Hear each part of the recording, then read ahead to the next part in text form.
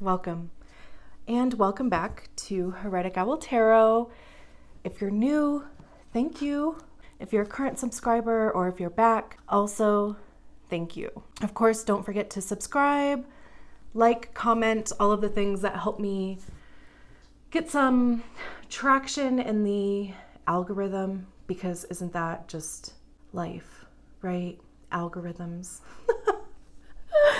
Anyway, I wanted to do this quick intro. I did not do this on the Scorpio video. That's okay. But I wanted to do this quick intro because it's 2023 and we are no longer going to assume that people know things without us actually telling people those things, right? And asking for what we want. So I do want you to subscribe to the channel. I want you to come back, press the notification thing, bell thing, so you know the videos are posted whenever they get posted. I would love that. Also, I do have an Etsy store. The link is below, because in true manifesting generator form, my soul cannot just have one thing to focus on. I have to have a bunch. So I do have that. I actually have 2 Etsy stores. One of them is on vacation for now. What else? I am working on getting personal readings back up and running since I've been back, but also just kind of trying to surrender to the flow of that. I mean, I know that'll come exactly when it's meant to. Was there anything else? On Instagram, I post daily, quickie energy reads, like, tarot updates. I was posting those on YouTube, but like on YouTube Shorts, but there's like a 60-second limit to those, and they've just been longer than that. So my Instagram is going to be linked below as well, so check that out. What else? I thought that there was more, and now I'm like drawing a blank, because that's what happens when you are a little vulnerable, I don't know. I guess I'm going to leave it there. If there is anything else, I'll mention it at the start of the video. Okay. I can't think of anything else that I didn't mention before. So, we'll just move forward. I hope the little cord for like my little microphone keeps like showing up in this like this corner over here, and it's just killing me. But that's just, like the perfectionist in me, and I think, it's just a lesson in letting go. So anyway, I'm like, I had to say that out loud. So usually, like, I go in some sort of order when I'm doing these readings, but I didn't want to be responsible for picking the order this time. So I put all of the zodiac signs and all of the human design profile numbers on a piece of paper and stuck them in this bowl, so I didn't have to be the one to decide which reading we do next. And just like that, something pops out. Who is it? Libra. I knew it. I knew it was going to be Libra before, like as soon as I sat down, I thought Libra. So let's do it. We have an oracle deck here. It's kind of interesting that the fear card, I mean, we're not going to take that because we're not shuffling yet, but so we have this oracle deck here. We're just going to get like an overarching theme, overall vibe from the oracle deck, and then that's too many. We're looking for one card. And then, of course, we have the tarot to tell the rest of the story. So what is the overall for Libra? Overall vibe.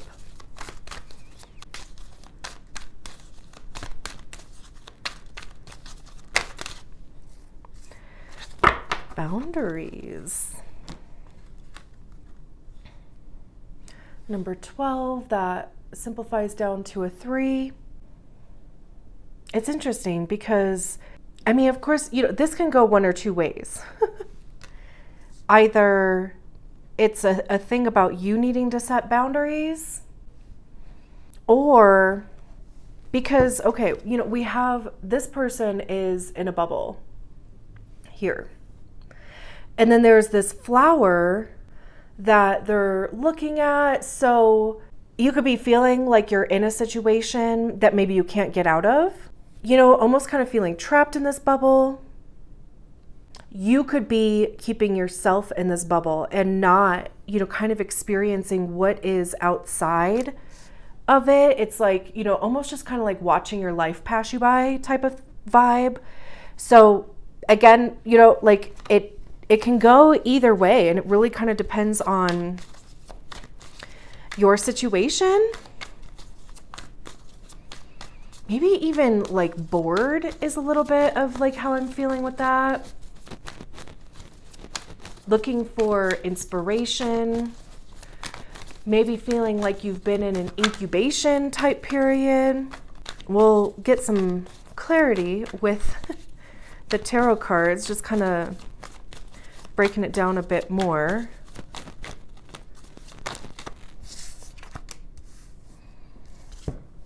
Yeah, I mean, just slow moving progress. We need 4 more cards.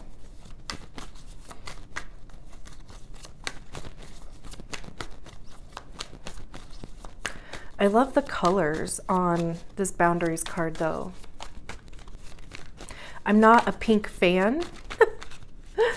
I mean, I like the singer Pink, but I'm not like the color pink fan. I do love a good magenta though. 3 more.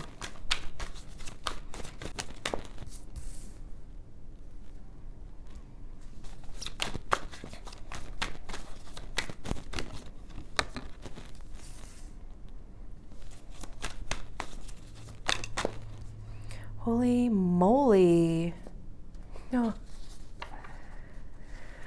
Ooh, Libra's in it. Okay. Okay. Okay.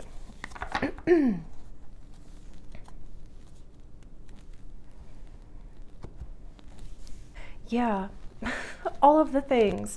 Again, you know, I still feel like the 2 scenarios that I was talking about, I feel like both of those could apply. And like I said, it would depend on your situation. Of course, don't try to fit a square peg into a round hole. Like, don't make it fit something that it doesn't, basically. This feels like it's going to be a bit tough lovey. So be prepared for that. Be prepared. Okay. Listen, I'm gonna sing sometimes, and especially if it's an animated, like a Disney movie. That was my rendition of Scar. So we start with the 2 of Wands. Wands are fire, it's motivation, action. What are we gonna do? What steps are we taking? What actions do we wanna take? It's also communication, whether you're giving communication or getting it. And the 2 of Wands is in this position of trying to decide what you want to do. Like, maybe you're trying to find a passion or get passionate about something. Maybe you're trying to find that fire under your butt, because in this depiction of the 2 of Wands, I mean, we can't, you know, this person could make themselves believe that they are immobile, unable to actually choose and head into a direction because they're tied to these 2 wands. But this hand is free. They could untie themselves. So this to me feels like it's self-inflicted. It could even be fear related. It also could be, you know, this could be a distraction. Also, like that bird. And that bird could be, I don't want to say like imaginary, because obviously it's not, we can see it, right? But it's almost like when we almost kind of purposefully distract ourselves with something else, with, you know, it could be with drama, it could be with fear, it could be, you know, with pretty things, you know, just because we don't want to be the ones to make the decision to move forward. But also with it being paired with the Tower card here, it could even just be purposeful.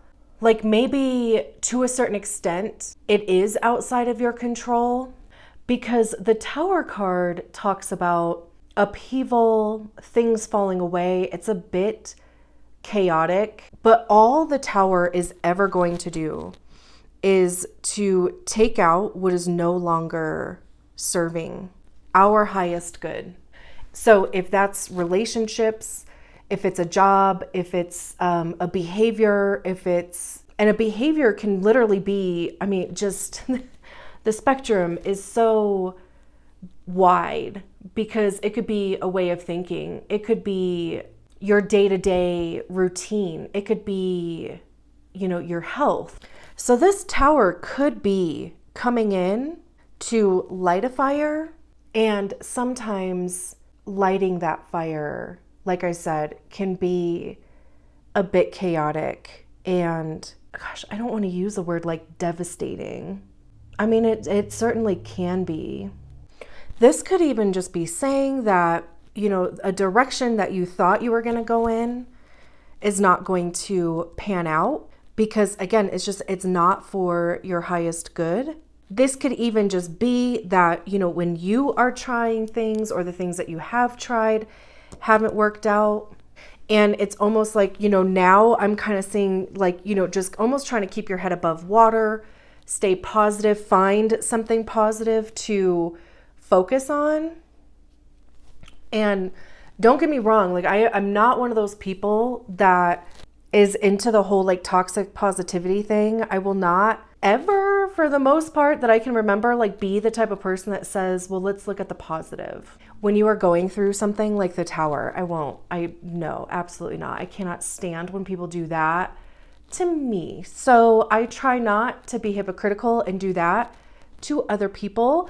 I'm just saying, like that could be the focus. Like that could be why there's that bird there, because it's like you've been trying to stay positive. And it's like, this is a journey that you've been on for a long time. And with Pentacles, it could have to do with your health. It could have to do with your actual physical body. Pentacles have to do with the 3D world. So it's the stuff that we can touch. It's money, it's resources, where you live even. And the Knight of Pentacles is the slowest moving knight. I mean, they're not even moving in this card, right? I mean, the squirrel is just sitting there with this knight on top of it. And sure, they're ready to go, but at least right now, they're not moving. So again, this could be a journey that you've been on for some time. This could be something that's been unraveling for some time. And it's almost like you're just sitting there waiting for it to like finish. If it is something that's been out of your control, even if it is in your control, you may not even be perceiving it as something that is in your control, which is fine. But again, it's been a long journey. And a long journey can be a day, it could be a week, it could be months, years. I mean, again, I'm not I'm not here to tell you or to break down semantics in that type of fashion. And the Three of Swords, again, something's been going on for some time. It's been taking its sweet ass time unraveling or coming to a conclusion or healing, whatever it is. And the Three of Swords is heartbreak. This could have been a breakup. It could have been a rejection of some type, disappointment, something that has just really gotten you into that frame of mind of being a bit victim-y, because swords have to do with our thoughts, right? I mean, you're an air sign. So this isn't like emotional heartbreak. It's how the experience lives in your mind. What's the story that you've attached to this experience? Is it why me?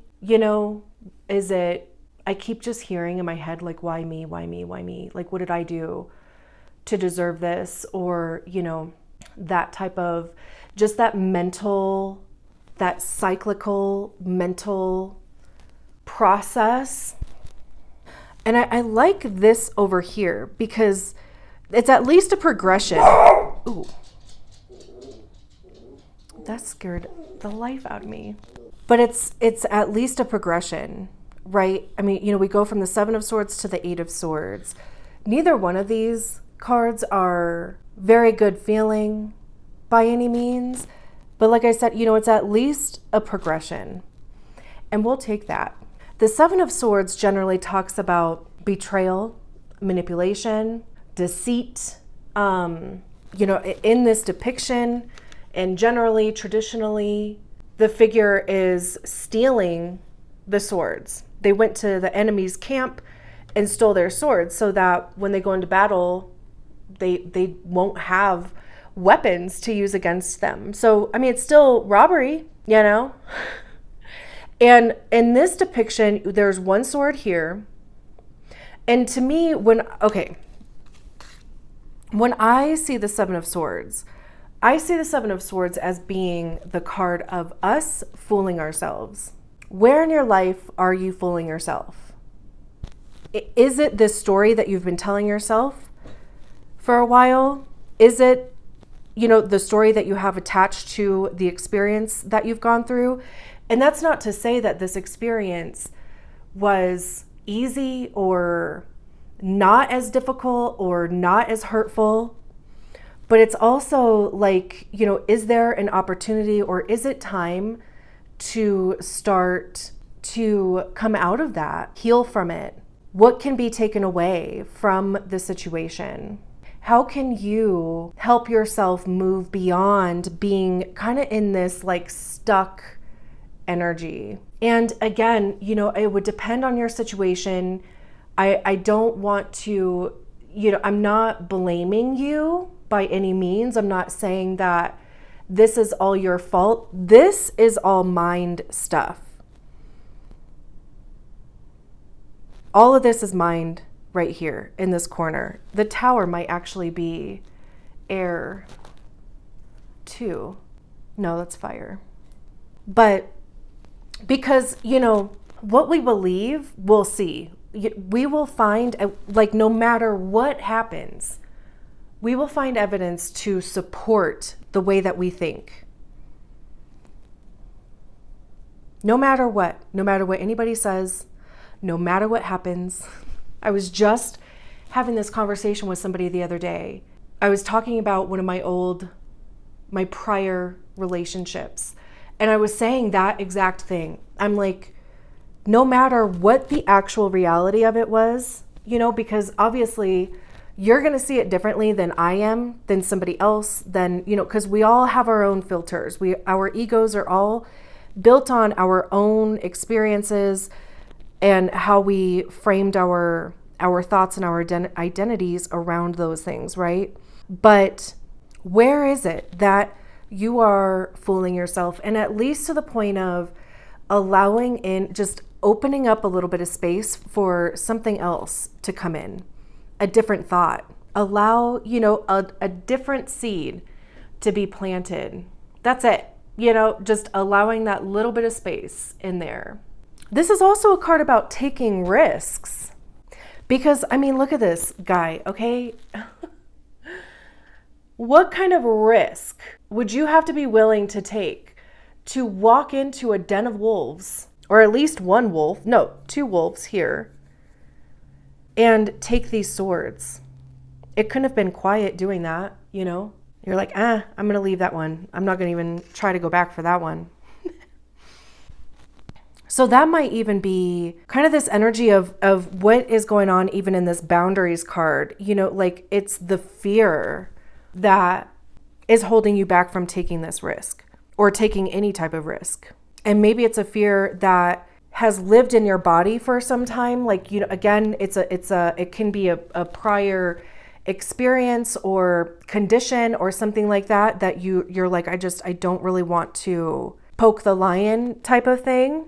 And the Eight of Swords here, you know, it's interesting because like I was saying with this card, this person is not stuck here. They could untie themselves if they wanted to And so could this figure in the Eight of Swords. And that is basically what the Eight of Swords is about. This is a self-inflicted, kind of mind prison. This is you keeping yourself in a frame of mind that is not really that helpful anymore. And interestingly enough, there's like an evil eye symbols on their hands. There's an evil eye there, so that could have some significance to you. Trying to protect yourself, like really trying to be sure that you are protected, your energy is protected. But this figure, their hands aren't even tied. So they could take off the blindfold, take off the ropes. They could literally walk out of these, swords in the ground if they wanted to. So this is about shifting your perspective with the Eight of Swords. And the good news is that with this showing up, there is an opportunity to do that. There's like this invitation even to do that. And it's coming. I don't even necessarily think that it's like anything that you have to like, of course you have to be involved in this, but like I was saying with the Seven of Swords, it's like, just allow there to be space for something else. Just almost like, if you can believe in this, like if you have the potential to believe in this, you have the potential to believe in something else. Like you have the potential to believe in whatever is the opposite of this. And it's just allowing there to be enough space, a little hole for that idea to start coming through. And we have the Nine of Wands at the bottom of the deck. This is the wounded warrior card. I get it. You've been through it. I hope you've been getting a lot of rest too, because this is heavy. I feel like Libra's been going through it for a minute. Like, I feel like the last few readings that I've done, like before I kind of took that little breaky poo, I feel like it was even heavy then. But this to me has this feeling of like, there feels like there's a light at the end of the tunnel. So the Nine of Wands is technically individual completion. Clearly look at this person, like they talk about boundaries, right? Granted, they look different, but this person has had themselves in this, kind of like really have your guard up, really not letting anybody in, not even allowing anything to change, right? So that's why even with this, it's even more, okay, sorry about that. Dogs were barking. People were texting me, like it went crazy for a second there. Sorry about that. So again, that's why, okay, I'm trying to remember where I was before and I'm just gonna, I can't. So like I was saying though, at one point, this is a card of completion. So again, there is this invitation to come out of this somehow. And even if it's like as much as allowing that little space in. We have the Four of Wands here. The Four of Wands generally talks about celebrating an accomplishment. It has this air of union, marriage, but success.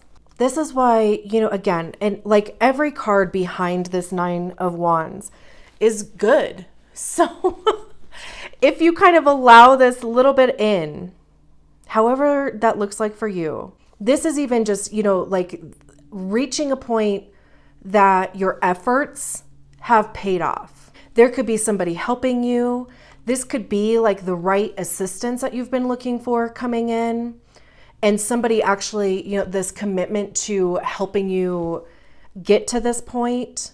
Also, even just, I'm getting this feeling of trusting that you are protected, whether that's protection by God, your higher self, divine spirit, guardian angels.